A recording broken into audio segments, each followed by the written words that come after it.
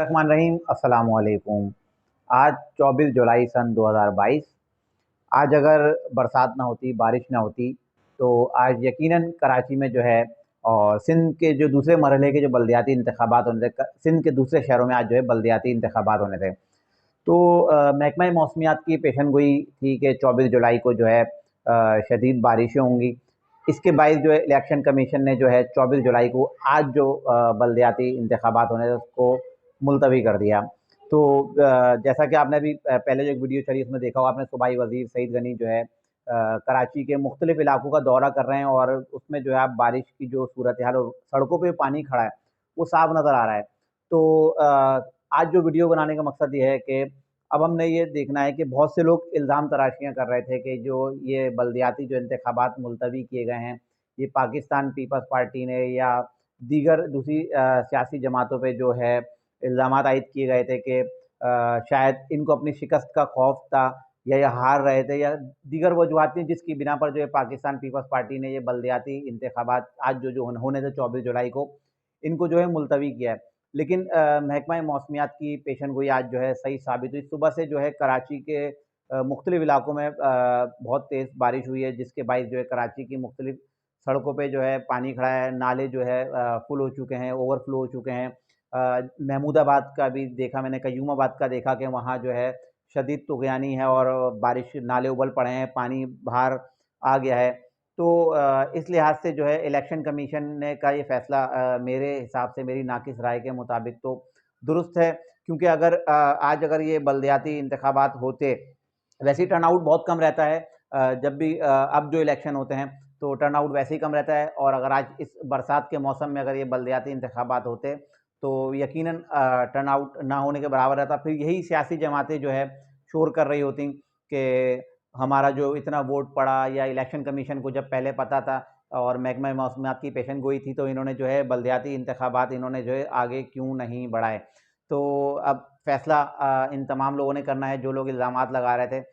वो तो ख़ैर बल्दियाती इंतखाबात तो ख़ैर होने ही हैं, अभी नहीं तो जैसा अभी नेक्स्ट डेट जो अनाउंस की उस पे तो होने ही है ये बल्दियाती इंतखाबात। उसमें सब पता चल जाएगा कि कौन-सी सियासी जमात की कितनी कारकर्दगी है और उनको अवाम किस हद तक और कितना पसंद करते हैं। तो अब जो है आज जो बारिश हुई है, बड़ी ख़तरनाक बारिश है। इसके अलावा महकमा मौसमियात ने अभी कहा है कि शाम में एक शदीद स्पेल आएगा जो बहुत तेज़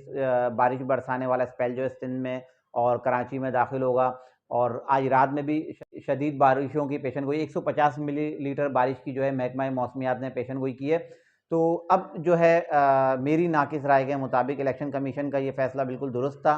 कि उन्होंने जो है 24 जुलाई आज जो होने वाले बल्दियाती इंतखाबात थे, इनको मुलतवी किया और तमाम सियासी जमातें जो अपनी तैयारियाँ कर रही थी और जो ख़ास तौर पे जो इल्ज़ाम लगा रहे हैं, मैं उनको यही मशवरा दूँगा कि बल्दियाती इंतखाबात